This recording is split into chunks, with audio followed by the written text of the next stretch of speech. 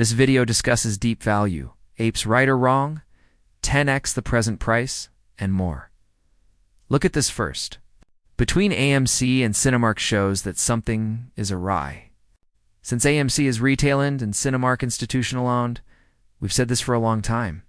We've seen this before under AMC control. Although the numbers are different, I still believe that 90 to 95% of real shares are. Cinemark has had 122% institutional ownership before. The major reason I think we're not seeing fair movement on AMC and Cinemark prices is this. We know AMC is valuable because of this. Short later, we consider $11 the minimal inherent value. This is our view. Everyone knows AMC is undervalued, which is wonderful. Whatever you think it should be $11 or higher, it's still 10x where we are, but I think it can go higher. However, no one thinks AMC is overrated, despite what everyone says. Everyone thinks AMC is undervalued. That takes a long time. Everyone's eager to buy in at this rate, and they grasp the possibilities and profit potential if they buy in now. This applies to retail, Apes, and institutions. As I mentioned before, new data revealed that over 50% of AMC is institutionally owned.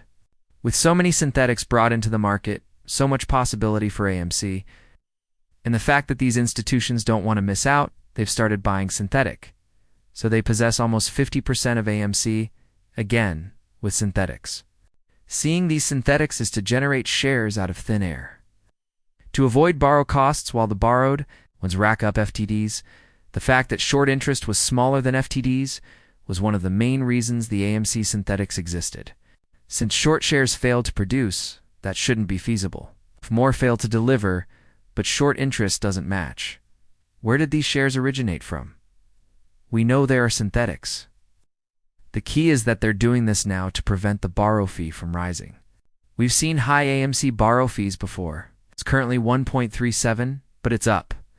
Since the borrow is continually rising, they've manufactured billions of AMC shares to reduce it. It's not as much as we've seen in the past, where it goes up 100–200% in a day. But it still shows how much demand and desperation these short sellers are displaying. Their willingness to buy and rehypothecate these many shares reveals how many AMC shorts they require. Also, despite what we're looking at, the overall cost to borrow is still rising. This is on top of their efforts to build synthetics to lower borrowing costs, so it's a minor percentage. Therefore, they're utilizing a strategy that would lower borrowing costs. However, they've generated and borrowed so many shares that these strategies aren't working for them, because the cost to borrow fee is rising. Another huge announcement for AMC is the inauguration of the first 4DX auditorium in the Kansas City Metro on Monday.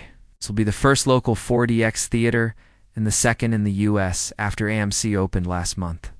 First, they're doing this and we're focusing on it for a purpose, so this is crucial. Audience wants superior experiences. For DX expands. Here you can see why this is needed. First, the industry agrees that theatergoers demand a quality experience. 4DX provides that. This is our first step in retaining our existing viewers and attracting new ones from other cinemas. Start with this. In addition to everything else, Project Hail Mary, Super Mario, Mandalorian, and Toy Story 5 are all important movies that will be followed by additional large blockbusters. If we can increase the number of people that visit our theaters, you can imagine how this will help us with income, profit, and AMC's growth. Additionally, here is why I think it's valuable. Because even during COVID lockdown, zero attendance, doors closed, the stock price was much higher. If AMC did that before, think how well it can do now. Imagine the potential for AMC today. We look at Cinemark and IMAX. They're benefiting from the industry's growth, which should apply to AMC as well. Not being influenced and suppressed daily is the only difference.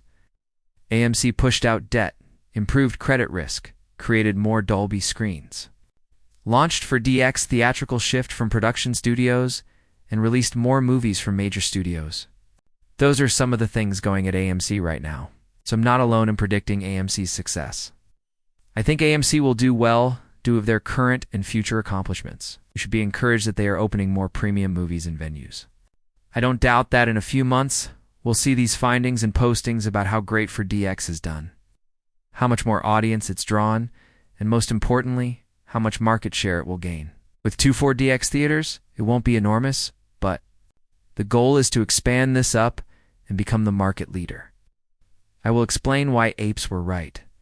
For those who didn't watch yesterday's video, this model shows the AMC short interest, where the synthetic short interest is 300% of the float at 1.58 billion, and the total short position is 1.7 billion.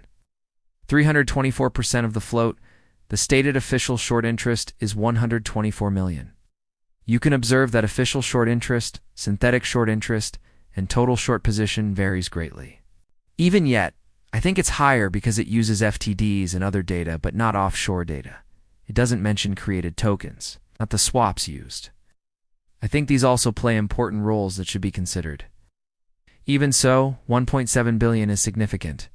Looking at the VWAP is one reason I want to talk about it rapidly. VWAP is crucial since it determines dilution price. Its influence is when and how much a corporation sells its shares. Observing how market makers manipulate the VWAP is one approach to understand how they're trying to stop AMC from generating funds.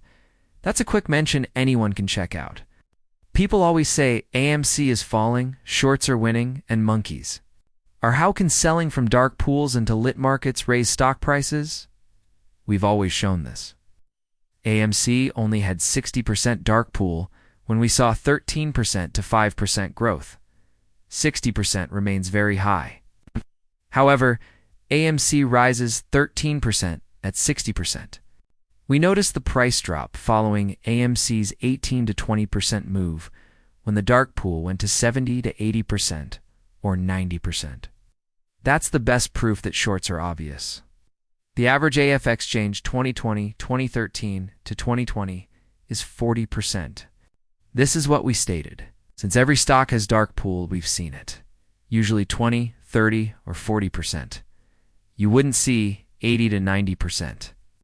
We started at 58% in 2021, then 68, 71, 73, 75, and now 75. You can see the dark puddle growing. It rose swiftly from 40% to 58 to 75. Years show why this is happening. As I said, I'm not against dark pool because other corporations do too. It's just removing dark pools at any cost may be ideal. However, dark pools should be present at the same percentage as other companies. AMC should face 40% like Cinemark and IMAX. I wish to discuss a vital fact. Additionally, the Fed maintains 3.75% interest rates. This matters since it affects AMC's interest rate. Refinancing the notes and pushing them out have decreased costs, as we've mentioned. I think we should still pay attention to this because it helps the fundamentals. Another thing, GME beat earnings. GME's performance has been impressive, but the focus is now on its acquisition. Another issue is catalysts that force swaps to unwind at maturity. We're seeing the total swaps plus bullet basket everyone's been tracking for years. We've stated this before. Remember that one spark stops counterparty from rolling? Synthetic short forced to cover in actual shares, swaps and total return baskets, are old. I've been paying attention to it too. Nothing major has happened to it yet. However, it might have a huge impact at any time. We see a breakout. When that breakout occurs, we'll witness the squeeze. Short sellers will be liquidated and margin called then. Citadel fined 22 million 16 years after the offense, further proving manipulation. This is absurd. There are two parties. $22 million for a $10 billion company is small. 16 years after the crime? Absurd. Just to highlight ETF baskets again, Citadel, Jane Street, and Virtu also participated in MMAT. You can observe their involvement. We discussed market manipulation because of this.